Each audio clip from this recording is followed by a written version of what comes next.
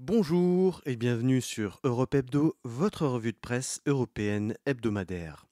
Pour cette 40e semaine de 2024, la vie de l'Union vous parle du rapport de la Cour européenne des comptes qui incrimine la PAC, la Cour de justice de l'Union européenne qui vérifie la conformité de deux lois danoises et hongroises au droit européen, la procureure en chef européenne demande à la Grèce d'abolir l'immunité des ministres, le DSA pourrait encore frapper des réseaux sociaux et l'Agence européenne de défense va proposer les priorités de financement à la BEI. Le club des 27 vous emmène en Autriche où l'extrême droite a fini en tête des élections. L'Allemagne pousse pour l'accord de libre-échange avec le Mercosur. Mark Rutte entre en fonction en tant que secrétaire général de l'OTAN. La Lituanie demande à la CPI pour que Loukachenko soit poursuivi et un petit parti d'extrême droite espagnol est au cœur d'un scandale. Et chez nos chers voisins, Keir Starmer relance les relations avec l'Union, la Géorgie adopte définitivement la loi anti-LGBT et la Moldavie découvre une ingérence électorale russe. On passe sans plus attendre à la vie de l'Union. Économie. La Cour européenne des comptes déclare que la PAC est un frein au pacte vert. Lundi 30 septembre, la Cour européenne des comptes a rendu son rapport sur la répartition du budget de l'Union européenne. Et elle n'est pas tendre concernant la politique agricole commune, qui devait opérer sa mue lors de la période 2023-2027. Elle pointe notamment du doigt les plans stratégiques nationaux réclamés par les États membres afin de faciliter la gestion de la PAC au plus proche du terrain, avec l'aval de la Commission. Seulement, les surfaces cultivables en biologique sont très loin des objectifs annoncés.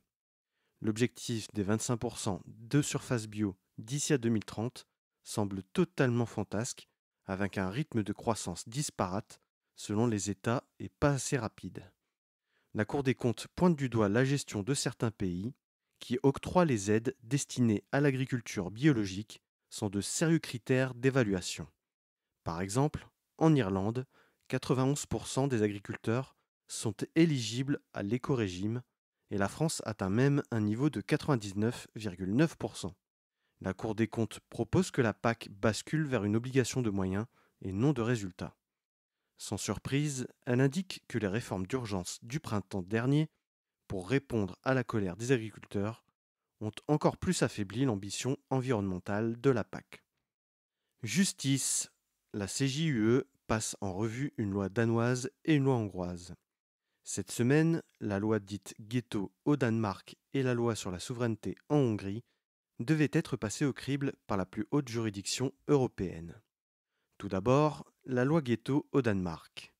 La loi a été adoptée en 2018 sous l'intitulé Ensemble de mesures pour une société parallèle, avait pour but de répondre aux défis sociaux dans des quartiers à faible revenu.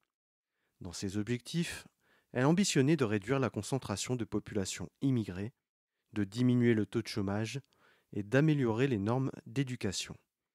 La loi fixait un régime de peine différent, plus sévère, dans ces quartiers et exigeait un meilleur niveau de danois, avec une obligation pour les enfants d'être mis à la crèche dès 1 an et de réduire, je cite, le nombre de résidents non occidentaux en démolissant ou en transformant des logements publics. Cette loi proposait plusieurs critères pour identifier ces quartiers, comme l'emploi, l'éducation, les revenus et la criminalité. Si deux de ces critères atteignent le niveau d'alerte, le quartier est considéré comme sensible. Et si plus de 50% de la population du quartier est immigrée ou enfant d'immigrés issus de pays, je cite, non occidentaux, ils sont classés comme ghettos. En 2020, les locataires d'un immeuble de logements sociaux, menacés d'expulsion à cause de cette loi, avaient attaqué en justice le ministère des Transports et du Logement pour discrimination sur base ethnique. La Haute Cour du Danemark a alors mis son jugement en attente, le temps que la CJUE statue sur sa conformité avec le droit européen, et notamment avec la directive sur l'égalité raciale adoptée en 2000, qui protège les minorités ethniques des discriminations. Autre loi nationale sous évaluation de la CJUE, la loi sur la défense de la souveraineté en Hongrie. Cette loi, adoptée en 2023, permet à l'État hongrois d'enquêter sur des organisations financées par des fonds étrangers et qui, je cite, sont susceptibles d'influencer le résultat des élections, la volonté des électeurs ou de soutenir de telles activités. C'est cette fois la Commission qui porte l'affaire devant la plus haute juridiction européenne. Elle reproche à la loi hongroise d'octroyer des prérogatives très larges et intrusives, pouvant menacer directement les activités de la société civile, des médias et des journalistes. C'est par une procédure d'infraction que la Commission a saisi la CJUE le 7 février dernier. La doctrine de la Commission est habituellement de passer par un dialogue avec le gouvernement concerné, mais la Hongrie continue d'être dans un bras de fer avec les institutions européennes. La Hongrie risque une énième amende et l'obligation d'abroger la loi. Justice encore, la procureure en chef européenne demande à la Grèce de revoir sa loi sur l'immunité des ministres. La procureure en chef européenne, Laura Kövesi, a demandé aux législateurs grecs de revoir leur loi accordant une immunité aux ministres qui, d'après elle, contrevient au droit européen. Le procureur européen en chef est chargé de défendre les intérêts économiques de l'Union européenne. Dans le cas de la Grèce, c'est un accident de train à Tempe qui est au cœur de cette demande d'abrogation de l'immunité des ministres. En 2023, 57 jeunes avaient perdu la vie dans un accident de train en Grèce centrale. L'Union européenne avait conclu en 2014 le contrat 717 qui devait financer la reconstruction et la modernisation du système de signalisation et de contrôle à distance du réseau de chemin de fer grec. Un contrat qui n'a semble-t-il pas été mis en œuvre et qui a causé l'accident. La procureure européenne a ouvert une enquête pour déterminer pourquoi ce contrat n'a pas été mis en œuvre, mais la loi sur l'immunité des ministres l'empêche d'aller plus loin dans ses investigations. C'est ce qu'elle a répondu à l'eurodéputé grec Kostas Arvanitis lors de son audition au Parlement européen le lundi 30 septembre. Elle a aussi indiqué que 23 responsables politiques avaient été inculpés et que les discussions avec les autorités grecques s'amélioraient. D'après la constitution grecque, seule une commission parlementaire peut enquêter sur une telle affaire, ce qui empêche le bureau du procureur européen d'enquêter et ce qui est contraire au droit européen. Sans surprise, la commission parlementaire a dédouané les ministres de leurs responsabilités pénales. La majorité au Parlement couvre le gouvernement. La responsabilité d'anciens ministres de Nouvelle Démocratie et de Syriza devrait être engagée. Pour Syriza, la prescription s'applique, mais pas pour l'actuelle majorité.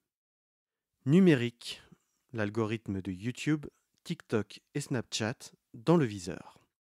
Mercredi 2 octobre, la Commission européenne a adressé une demande d'information aux réseaux sociaux YouTube, TikTok et Snapchat pour une demande d'information sur la conception et le fonctionnement de leur algorithme de recommandation. Elle reproche à ces plateformes de mettre en avant des contenus dits nuisibles, exposant les utilisateurs à des risques systémiques. Les organisations de recherche et de défense des droits numériques citent par exemple l'extrémisme et la désinformation sur les vaccins. La Commission veut étudier en détail les algorithmes pour définir si, oui ou non, ces plateformes exposent leurs utilisateurs à des risques comme le Digital Services Act le définit. YouTube et Snapchat répondront sur les paramètres utilisés par les algorithmes de recommandation et leur rôle dans l'amplification des risques systémiques, comme les élections ou les contenus ayant un impact sur la santé mentale des utilisateurs. Snapchat est particulièrement visé pour les trafics de stupéfiants et autres contenus illicites. Pour TikTok, les questions s'orienteront vers la possibilité de manipuler le système de recommandation par des acteurs tiers malveillants. TikTok a déjà été mis sous enquête après que plusieurs vidéos faisant la promotion du suicide auprès des jeunes faisaient partie des recommandations de l'application. Si Meta n'est pas cette fois sous enquête, c'est parce que ces questions lui ont été posées avant cet été.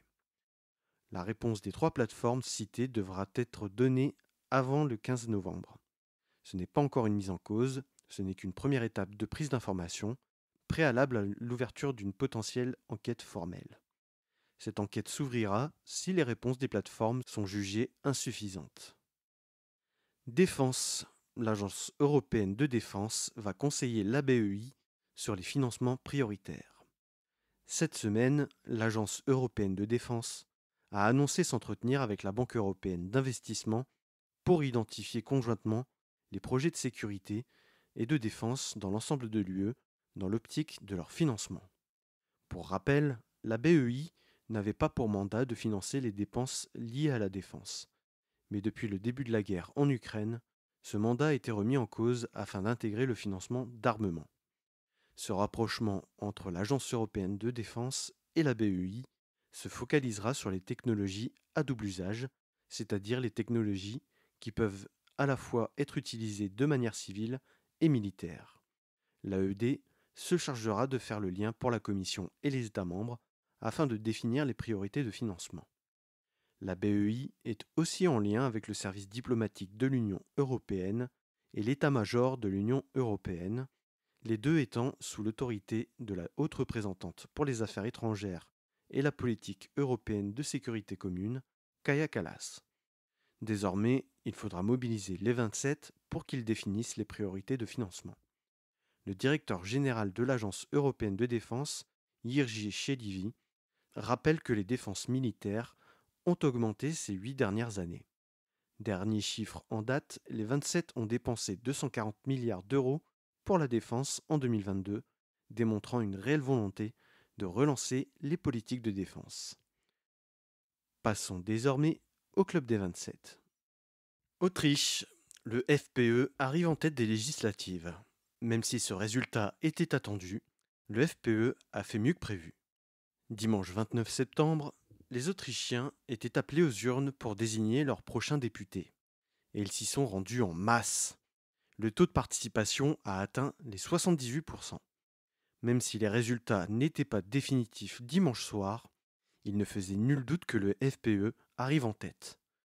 Le parti emmené par l'ancien ministre de l'Intérieur sous le chancelier Sebastian Kurz, Herbert Kickl, a récolté 28,8% des suffrages.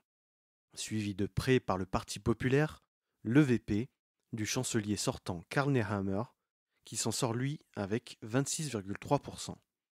Les Verts, qui avaient fait partie de la coalition gouvernementale jusqu'aux élections, suit la dynamique des partis écologistes en Europe, avec un score qui s'effondre à 8,3% des suffrages, étant même dépassé par le parti libéral Neos, qui récolte 9,2% des voix. De même que le Parti socialiste autrichien, en net recul lui aussi, avec 21% des voix, son pire score depuis sa création. Le FPE, parti allié du Rassemblement national au sein du groupe parlementaire européen Patriotes pour l'Europe, ne cherche pas du tout à se dédiaboliser. Parti fondé par des nostalgiques du Reich, ils sont très proches des mouvances identitaires qui prônent la remigration pour ceux qu'ils qualifient d'Autrichiens de papier. Même si le parti nie l'antisémitisme et la xénophobie, les associations antiracistes et les associations juives ne cessent d'alerter l'opinion publique. À cela s'ajoute l'Ibizagate, qui a conduit à la chute du gouvernement Kurz en 2019, suite aux révélations concernant l'ancien vice-chancelier issu du FPE, Heinz Christian Strache, condamné pour avoir favorisé des proches dans le cadre de marchés publics en échange de voix. Le leader actuel, Herbert Kickl, est accusé d'avoir favorisé le phagotage des services secrets autrichiens par la Russie alors qu'il était ministre de l'Intérieur, ce qui a valu aux services secrets autrichiens d'être exclus du club de Berne, forum où les services secrets des 27 échangent des informations. La veille du scrutin, des images des funérailles de l'ancien membre du FPE, Walter Sürer, ont fuité. On y voit plusieurs membres éminents du parti entonner un chant nazi. Le FPE s'est désolidarisé en disant que c'était un événement dans un cadre privé. Et pourtant, tout ça n'empêche pas les Autrichiens de voter pour eux. L'immigration, les prix de l'énergie, l'inflation et la préservation de la neutralité de l'Autriche dans le cadre de la guerre en Ukraine semblent avoir motivé ce vote pour l'extrême droite autrichienne. Il a aussi réussi à agréger les votes anti-vax. Mais malgré ce score historique, il y a peu de chances de voir figurer le FPE au gouvernement. Tous les partis ont annoncé une fin de non-recevoir à l'extrême droite, à l'exception du Parti populaire, qui a indiqué pouvoir travailler avec le FPE si Kickel renonçait à figurer dans le gouvernement et que le FPE laissait la chancellerie, ce qui paraît tout à fait improbable. Le président Alexander Van der Bellen l'a quand même reçu vendredi 4 octobre, comme il le fera avec les autres présidents de parti, des consultations qui ont pour but de favoriser le dialogue et aboutir à un gouvernement le plus rapidement possible. L'inimitié que le président a envers l'extrême droite n'est un secret pour personne, mais il a respecté sa fonction en recevant tout le monde. Il n'a pas l'obligation de nommer le vainqueur comme chef de gouvernement. Il a indiqué qu'il attendait du futur chancelier le respect des valeurs fondatrices des démocraties libérales incarnées par l'état de droit, l'indépendance des médias et l'adhésion à l'UE, mais qu'aussi il demande que le futur chancelier ne soit pas issu d'un parti anti-européen et qu'il ne condamne pas la guerre en Ukraine, ce qui ne fait aucun doute sur la cible de son propos. Le chancelier le plus probable reste le chancelier sortant, Karl Nehammer. Le gouvernement le plus probable serait une grande coalition Parti populaire, Parti socialiste, avec la participation du Parti libéral, NEOS. Allemagne. Le pays pousse pour conclure l'accord avec le Mercosur, quitte à tendre les relations avec la France. C'est une différence stratégique qui risque de creuser un peu plus le fossé entre la France et l'Allemagne. Mercredi 2 octobre, le chancelier Olaf Scholz a demandé une conclusion rapide du traité de libre-échange UE-Mercosur. Il s'appuie sur le positionnement espagnol et italien, deux pays qui se disent favorables à l'accord en l'état. Mais c'est la France qui coince. L'Allemagne, très affectée par la guerre en Ukraine, qui a fait bondir le prix de l'énergie, cherche par tous les moyens à soutenir ses industries en ouvrant le plus de débouchés possible. L'industrie allemande, très dépendante du gaz russe, a vu sa croissance freiner net. La France se dit opposée à la conclusion du traité avec le Mercosur en l'état, parce que les normes sociales et environnementales y sont inférieures à ce qui se fait en Europe.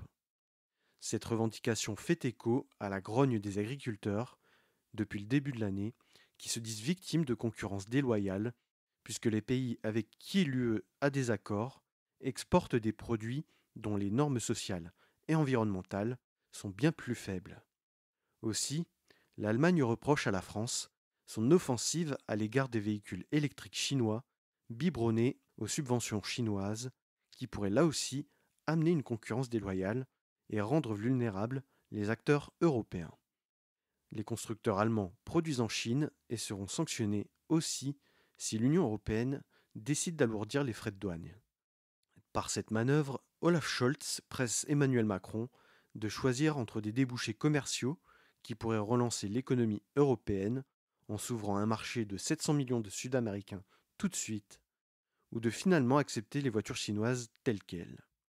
Dans un sens, le chancelier allemand semble indiquer à Emmanuel Macron qu'il ne gagnera pas sur les deux tableaux, puisque la croissance européenne patine et que si l'Allemagne n'arrive pas à réenclencher une dynamique positive rapidement, c'est toute l'Union qui risque d'en pâtir.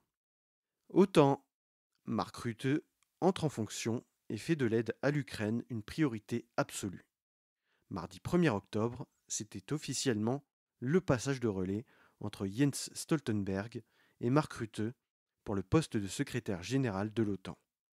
Mark Rutte, ancien Premier ministre néerlandais, est surnommé dans le cadre de l'OTAN The Trump Whisperer, celui qui murmure à l'oreille de Donald Trump. Lors du sommet de l'OTAN en 2018, il avait pu sauver le soutien américain aux membres européens en promettant des efforts pour atteindre les 2% du PIB en matière de défense pour pouvoir continuer de profiter de la protection américaine. Aujourd'hui, démocrates et républicains semblent sur la même ligne pour le partage du fardeau. Mark Rutte n'est pas si différent de Stoltenberg et devrait clairement agir dans la continuité de celui-ci. Il devra faire face à plusieurs défis. D'abord, le soutien à l'Ukraine qui semble très disparate au sein de l'alliance côté européen et pourrait s'affaiblir d'autant plus si Donald Trump remporte la présidentielle américaine le 7 novembre. Le premier enjeu sera de parvenir à faire s'accorder les 32 sur une aide de 40 milliards d'euros aux forces armées ukrainiennes, associée à de la formation pour ses soldats, mais aussi en incitant ses membres à faire des achats conjoints. L'une des prochaines principales missions de Mark Rutte sera de définir les relations avec la Russie d'ici l'été prochain, qui vont mettre en lumière les divisions au sein de l'Alliance, entre les États baltes et la Pologne, les plus fervents défenseurs de l'Ukraine, et la Hongrie et la Turquie, qui souhaitent garder un dialogue ouvert avec Moscou. Il doit aussi s'assurer que les défenses européennes soient suffisamment solides sur les capacités de défense antiaérienne ou sur les capacités de production d'artillerie. La question budgétaire sera à nouveau sur la table. Ce qui sera particulièrement amusant, ce sera de voir Mark Rutte réclamer plus de dépenses de la part des États membres, lui qui, lors de son mandat de Premier ministre aux Pays-Bas, prônait la rigueur budgétaire.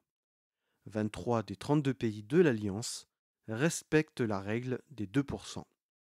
Avec la montée en puissance de l'Union européenne sur les sujets de défense, il aura aussi pour tâche d'éviter les doublons entre les deux organisations internationales. Sa connaissance de l'Union européenne devrait être un atout incontestable dans sa nouvelle fonction. Sur le plan international, il devra aussi construire des partenariats dans le Pacifique, la Chine se faisant de plus en plus menaçante dans cette région. Jeudi 3 octobre, il s'est rendu à Kiev pour son premier voyage officiel dans sa nouvelle fonction. Volodymyr Zelensky a réitéré sa demande de pouvoir bénéficier, lui aussi, d'un dôme de fer, une défense antiaérienne qui permettrait de mieux protéger les infrastructures énergétiques. Mark Rutte est à l'aube d'un mandat riche de difficultés qui pourrait aussi décider de l'ambition européenne en matière de défense. Lituanie. Le gouvernement demande à la CPI de poursuivre Alexander Loukachenko. Lundi 30 septembre, la Lituanie a demandé à la Cour pénale internationale d'enquêter sur les crimes contre l'humanité qui auraient été commis par le régime de Loukachenko. Par crimes contre l'humanité, il faut comprendre les déportations forcées, la persécution des opposants et des traitements inhumains comme l'usage de la torture. Une démarche soutenue par la leader d'opposition Svetlana Tsikhanouskaya, elle-même exilée en Lituanie. Depuis 2020, ce sont 300 000 Biélorusses qui ont été contraints de fuir suite aux élections truquées par le régime d'Alexander Loukachenko. Cette demande fait écho aux efforts juridiques déployés par la Lituanie pour monter un dossier sur Vladimir Poutine, porté lui aussi devant la CPI. L'objectif est d'arriver à ce que la CPI délivre un mandat d'arrêt. La Lituanie, comme la Pologne, est victime de déstabilisation hybride par l'envoi par le régime de Minsk de migrants affrétés depuis l'Afrique ou le Moyen-Orient pour mettre la pression sur les frontières extérieures de l'Union européenne. C'est un moyen de rendre justice aux victimes de l'oppression du régime biélorusse, mais aussi pour répondre aux préoccupations liées au régime de Loukachenko sur toute la région baltique et l'Europe centrale. Espagne, le parti d'extrême droite Se acabó la fiesta, impliqué dans une histoire d'escroquerie à grande échelle. Mardi 1er octobre, les procureurs espagnols ont fait appel à la plus haute instance judiciaire espagnole, la Cour suprême espagnole, pour enquêter sur une escroquerie présumée liée à de la crypto-monnaie, plus ou moins reliée à l'eurodéputé d'extrême droite Alvise Pérez, membre du parti Se acabó la fiesta. 30 000 personnes ont porté plainte contre le Madeira Invest Club, qui serait à l'initiative d'une escroquerie basée sur le système de pyramide de Ponzi. L'eurodéputé Alvise Pérez aurait reçu des fonds du club d'investissement pour promouvoir le Madeira Invest Club lors de ses événements publics. Son fondateur, Álvaro Romillo, se présentait comme expert en évasion fiscale et ses promotions publiques lui permettaient d'attirer de nouveaux clients qui alimentaient l'escroquerie. Il promettait des rendements de plus de 50% en investissant dans des montres, des voitures de luxe et des biens immobiliers. Le ticket d'entrée était de 2 000 € et les clients étaient récompensés par des virements bancaires en crypto-monnaie. L'escroquerie serait estimée à 600 millions d'euros. Álvaro Romilio a indiqué qu'il a payé 100 000 euros au leader de Se Acabó la Fiesta sans facture. La Cour suprême espagnole examine l'opération.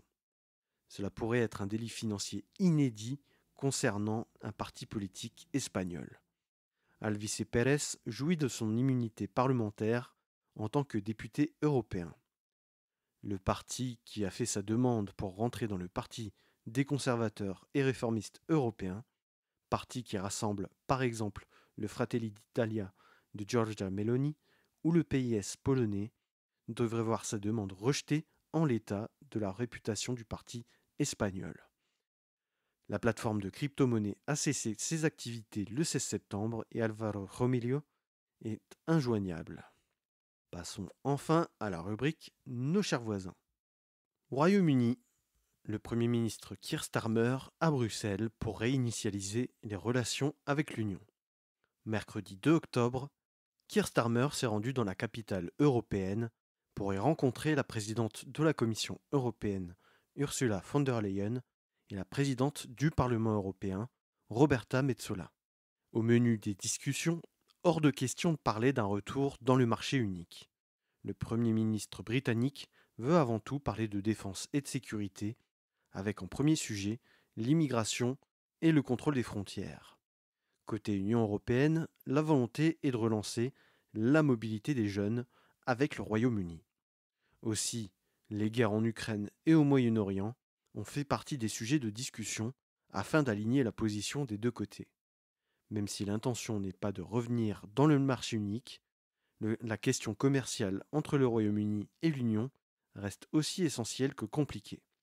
En amont de la rencontre, les 27 ont souligné qu'il était important de s'en tenir pour l'instant aux accords de 2020 que Londres est accusé de ne pas pleinement respecter.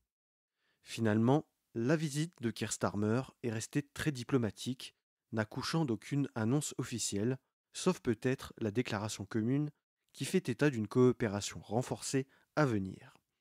Les deux parties ont convenu de la tenue de sommets réguliers dès le début de l'année 2025 afin d'avoir une plus grande stabilité et continuité entre l'Union et le Royaume-Uni, sommets au cours desquels il rencontrera les chefs d'État et de gouvernement.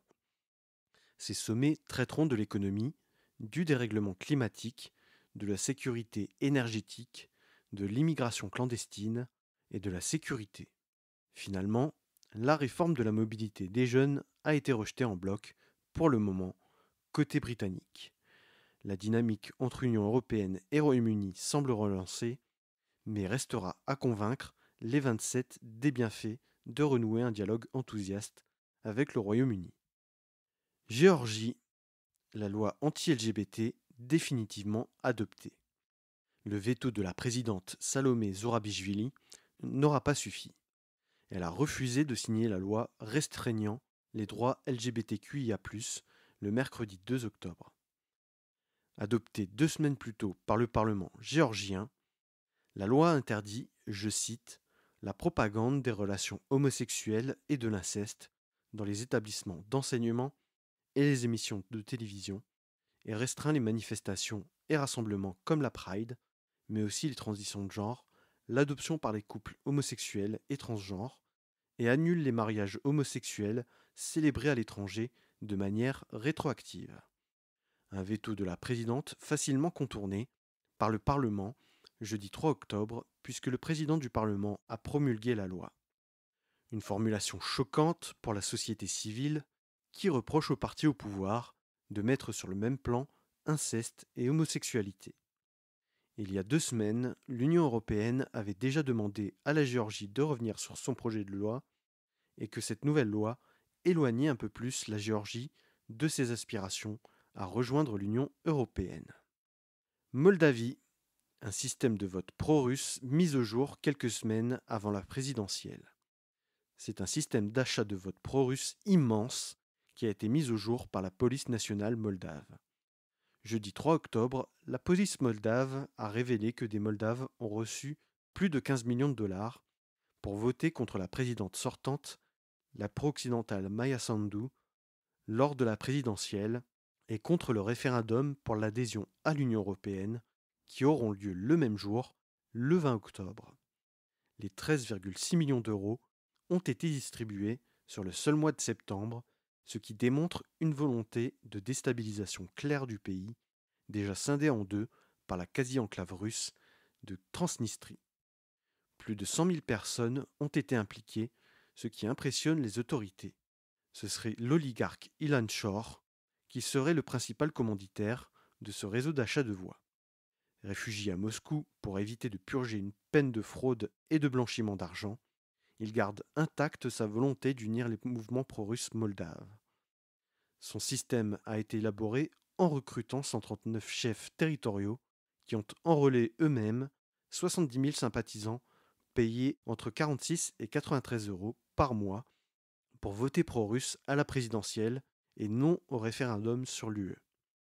25 perquisitions ont été menées jeudi, permettant à la police nationale de s'emparer de téléphones et de diverses devises. Ilan Shor ne se démonte pas et déclare que la Moldavie de Maia Sandu est un État policier après ces perquisitions. Malgré 3 candidats pro-russes opposés à elle, Maia Sandu reste la grande favorite du scrutin. Un épisode qui confirme ses dires concernant la guerre hybride engagée par la Russie envers la Moldavie. Rendez-vous le 20 octobre pour connaître l'avenir de la Moldavie.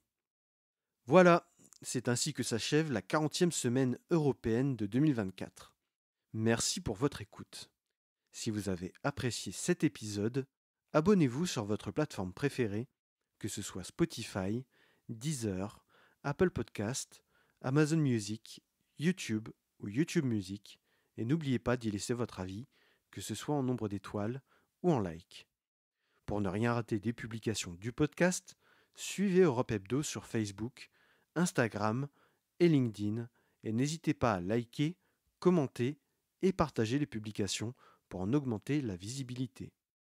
Si vous avez une remarque, une question ou une suggestion à faire pour le podcast, n'hésitez pas à vous inviter dans mes messages privés, je me ferai un plaisir de vous répondre. Et si vous voulez ne rien rater chaque semaine, abonnez-vous pour recevoir la newsletter du podcast. Le lien est à retrouver en description de cet épisode. Je vous donne rendez-vous lundi prochain, 17h30, sur Europe Hebdo.